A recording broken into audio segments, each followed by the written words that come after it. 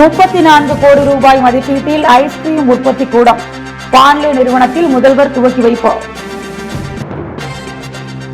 வாகன சோதனையின் போது யமகா பைக்கில் பதுக்கி வைத்திருந்த 1 லட்சம் ரூபாய் மதிப்பிலான கஞ்சா பறிமுதல். 2 கைது, 1 ஓட்டம். புதுச்சேரியில் ஏற்கனவே கொரோனாவால் பாதிக்கப்பட்ட 12 பேர் நலம் பெற்று வீடு திரும்பினர். சுகாதாரத்துறை இயக்குநர் தகவல். அறுவை சிகிச்சையின் போது வயிற்றில் காட்டன் பஞ்சு வைத்து தைத்த அரசு ஊழியர் உயிரிழப்பு. போலீசார் விசாரணை. புதுச்சேரி பாண்லே நிறுவனத்தில் 34 கோடி ரூபாயில் புதிய 20 லிட்டர் ஐஸ்கிரீம் உற்பத்தி கூடம் அமைக்க முதலமைச்சர் ரங்கசாமி அடிக்கல் நாட்டினார். புதுச்சேரி குருமாம்பேட் பகுதியில் இயங்கி வரும் அரசு கூட்டுறவு நிறுவனமான பாண்லே நிறுவனத்தில் குஜராத் கூட்டுறவு பால் விற்பனை இணையத்துடன் செய்து கொண்ட ஒரு நீண்ட கால ஒப்பந்தத்தின் அடிப்படையில் அமுல் பிராண்ட் ஐஸ்கிரீம் உட்பட தற்பொழுது தினமும் 10,000 லிட்டர் உற்பத்தி செய்து வழங்கப்பட்டு வருகிறது. இதனை 26,000 லிட்டராக அதிகரிக்கும் நோக்கிலும் கோன் ஐஸ்கிரீம் உற்பத்தியினை தொடங்கவும் விரைவாக கெட்டிப்படுத்தும் வசதியினை ஏற்படுத்தும் வகையிலும் ரூபாய் 34 கோடி திட்ட மதிப்பீட்டில் புதிய 20,000 லிட்டர் ஐஸ்கிரீம் உற்பத்தி கூடம் நிறுவப்பட உள்ளது. இதற்கான அடிக்கல் நாட்டு விழா இன்று நடைபெற்றது. இதில் சிறப்பு விருந்தினராக முதலமைச்சர் ரங்கசாமி கலந்து கொண்டு புதிய 20,000 லிட்டர் ஐஸ்கிரீம் உற்பத்தி கூடம் அமைக்கும் பணியை அடிக்கல் நாட்டி தொடங்கி வைத்து சிறப்புரையாற்றினார். இதில் சட்டப்பேரவைத் தலைவர் செல்வம், ஆதிதிராவிட நலம் மற்றும் பழங்குடியினர் நலத்துறை அமைச்சர் சாய்ஜே சரவணகுமார், தேசிய பால்வள வாரியத்தின் தலைவர் மீனேஜா, தலைமை செயலர் சரத் சவுகான், விவசாயிகள் மற்றும் பாண்லே பணியாளர்கள் பலரும் கலந்து கொண்டனர். புதுவை காமராஜர் சாலை பாக்கமுடியான்பேட்டில் போலீசார் வாகன சோதனையின் போது கஞ்சா விற்பனையாளர் மற்றும் சப்ளையர் 2 கைது செய்த போலீசார் 1 லட்சம் ரூபாய் மதிப்பிலான கஞ்சா மற்றும் செல்போன், மோட்டார் சைக்கிளை பறிமுதல் செய்தனர். புதுச்சேரி சட்டம் ஒழுங்கு முதல்நிலை காவல் கண்காணிப்பாளர் உத்தரவின் பேரில் காவல் கண்காணிப்பாளர் மற்றும் போக்குவரத்து காவல்துறையுடன் சிறப்பு குழுக்கள் அமைக்கப்பட்டு கஞ்சா நடமாட்டம் கண்காணிக்கப்பட்டு வந்தது. அதன்படி நேற்றிரவு டி நகர் காவல் ஆய்வாளர் பாலமுருகன், கோரிமேடு தன்வந்திரி நகர் காவல் நிலைய உதவி ஆய்வாளர் ரமேஷ், போக்குவரத்து வடக்கு காவல் நிலைய ஆய்வாளர் சுரேஷ், புதுச்சேரி மற்றும் வடக்கு குற்றப்பிரிவு உதவி ஆய்வாளர் ராஜி மற்றும் குற்றப்பிரிவு காவலர்கள் உதவியுடன் காமராஜ் சாலையில் பாக்கமுடியான்பேட் சந்திப்பில் வாகன சோதனை நடைபெற்றது. அப்போது கருப்பு நிற யமகா மோட்டார் சைக்கிளில் வந்த 2 நபர்களை நிறுத்த முயன்ற போது நிறுத்தாமல் சென்றனர். பின்னர் காவலர் உதவியுடன் மோட்டார் சைக்கிள்களை நிறுத்திய போது 2 நபர்களும் சம்பவ இடத்திலிருந்து தப்பித்து ஓட முயற்சி செய்தனர். அவர்களை பிடிக்க முயற்சி செய்த போது ஒருவன் மட்டும் தப்பித்து ஓடிவிட்டான். மற்றொரு நபரை பிடித்த சந்தேகத்தின் பேரில் விசாரணை செய்த போது அவரது பெயர் ஜான் பீட்டர், வயது 26 என்பதும் புதுச்சேரி தொண்டமாநத்தம் ஜீவா காம்ப்ளெக்ஸில் வசித்து வருவதும் தெரிய வந்தது. தப்பி ஓடிய நபர் ராமநாதபுரத்தை சேர்ந்த மதன்குமார் என்று தெரிய வந்தது. அதன் பிறகு அவரை சோதனை செய்த போது அவரிடமிருந்து 2 பண்டலில் சுமார் 800 கிராம் கஞ்சாவும் 1 செல்போனும் மற்றும் கருப்பு நிற யமகா மோட்டார் சைக்கிளும் கைப்பற்றப்பட்டது. பறிமுதல் செய்த கஞ்சாவின் மதிப்பு சுமார் 1 லட்சம் ஆகும். மேலும் விசாரணையில் கஞ்சாவை பொதுமக்கள், தொழிலாளர்கள் மற்றும் கல்லூரி மாணவர்களுக்கு விற்பனை செய்ய இருந்ததாக ஒப்புக்கொண்டனர். அதன் பேரில் அவரை கைது செய்து வழக்கு பதிவு செய்யப்பட்டு விசாரணை மேற்கொண்டு வருகின்றனர். பின்னர் அவர் கொடுத்த வாக்குமூலத்தின் பேரில் மற்றொரு குற்றவாளி கஞ்சா சப்ளையர் குரலரசன் என்பவரையும் கைது செய்து நீதிமன்றத்தில் ஆஜர்படுத்தி காலப்பட்டு சிறையில் அடைத்தனர். இவ்வழக்கில் திறம்பட செயல்பட்ட சிறப்பு விசாரணை குழு மற்றும் போக்குவரத்து காவல் பிரிவினருக்கு முதல்நிலை காவல் கண்காணிப்பாளர் மற்றும் வடக்கு பிரிவு காவல் கண்காணிப்பாளர் ஆகியோர் பாராட்டுக்கள் தெரிவித்தனர்.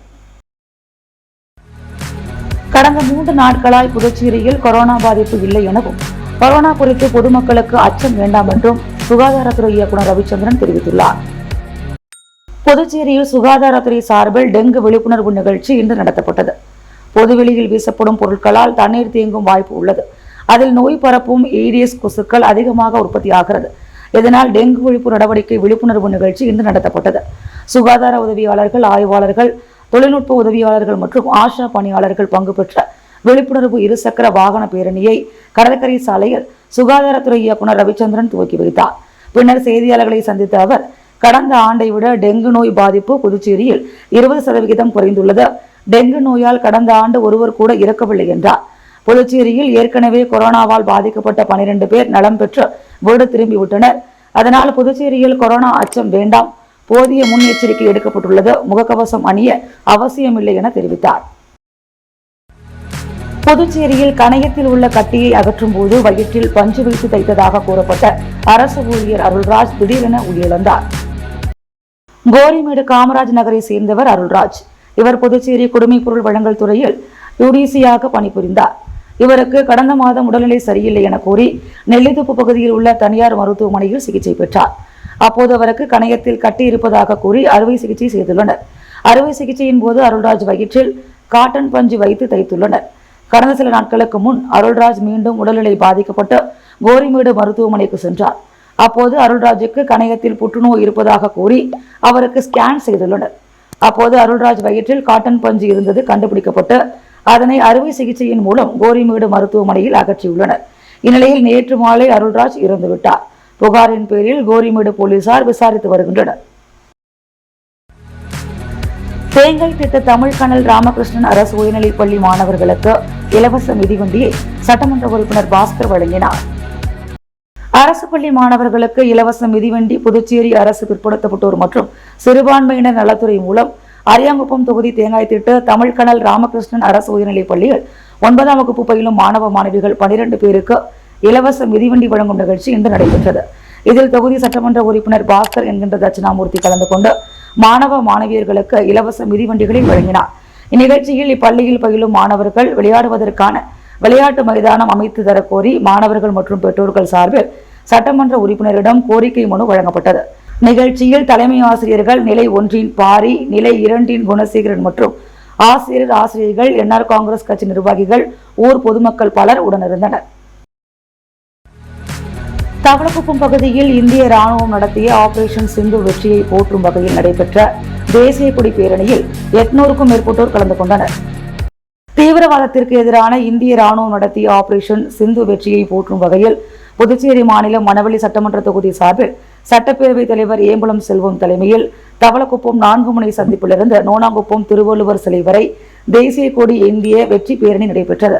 இந்திய ராணுவத்தின் திறமையையும் தியாகத்தையும் போற்றும் வகையில் நடைபெற்ற இந்த தேசிய கொடி பேரணியில் சட்டப்பேரவைத் தலைவர் செல்வம் தலைமையில் பாராளுமன்ற மாநிலங்களவை உறுப்பினர் செல்வகணபதி, சட்டமன்ற உறுப்பினர்கள் ஜான்குமார், கல்யாணசுந்தரம், பி ராமலிங்கம், அசோக் பாபு ஆகியோர் சிறப்பு அழைப்பாளர்களாக கலந்து கொண்டு தேசிய கொடி ஏந்தி ஊர்வலத்தில் பங்கேற்றனர். மேலும் தாரை தப்பட்டை, சிலம்பாட்டம், மயிலாட்டம், ஒயிலாட்டம் ஆகியவற்றுடன் சென்ற இந்த பேரணியில் 500க்கும் மேற்பட்ட பெண்கள் உள்ளிட்ட 800க்கும் மேற்பட்ட நபர்கள் கையில் தேசிய கொடி ஏந்தியபடி பங்கேற்றனர். பிரதமர் மோடி தலைமையில் நடைபெறும் நிதி ஆயோக் கூட்டத்தில் பங்கேற்க அனைத்து மாநில முதல்வர்களுக்கு மத்திய அரசு அழைப்பு விடுத்துள்ள நிலையில் முதல்வர் ரங்கசாமியிடம் நிதி ஆயோக் கூட்டத்தில் பங்கேற்பீர்களா என்ற கேள்விக்கு அவர் நன்றி வணக்கம் என்று சிரித்தபடி பதிலளித்து சென்றார். இந்தியாவில் மத்திய திட்டக்குழு 1950ஆம் ஆண்டு உருவாக்கப்பட்டது. நாட்டின் 5 ஆண்டு திட்டத்தை செயல்படுத்தும் நோக்கில் இந்த திட்டக்குழு உருவாக்கப்பட்டது. இந்த திட்டக்குழு ஆண்டுதோறும் கூட்டப்பட்டு நாட்டின் அடுத்த கட்ட வளர்ச்சி உள்ளிட்ட விவகாரங்கள் குறித்து ஆலோசனை நடத்தி அதற்கேற்ற முடிவுகளை எடுத்து வந்தது. இதனிடையே 2015ஆம் ஆண்டு மத்திய திட்டக்குழு மாற்றப்பட்டு நிதி ஆயோக் அமைப்பாக உருவாக்கப்பட்டது. நிதி ஆயோக் தலைவராக பிரதமர் மோடி உள்ளார். நிதி ஆயோக்கின் கூட்டம் பிரதமர் தலைமையில் ஒவ்வொரு ஆண்டும் நடைபெற்று வருகிறது. கடந்த ஆண்டு ஜூலையில் டெல்லியில் இந்த கூட்டம் நடத்தப்பட்டது.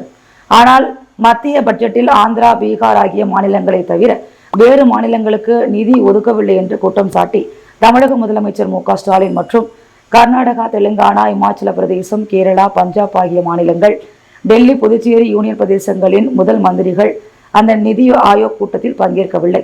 இந்தியா கூட்டணி கட்சியை சேர்ந்தவர்கள் யாரும் அதில் பங்கேற்காத நிலையில் மேற்கு வங்காளத்தின் முதல்வர் மம்தா பானர்ஜி மட்டும் அந்த கூட்டத்தில் கலந்து கொண்டு பேசினார். ஆனால் 5 நிமிடங்களுக்கு மேல் பேச வாய்ப்பு தரவில்லை என கூறி கூட்டத்திலிருந்து மம்தா பானர்ஜி வெளியேறினார்.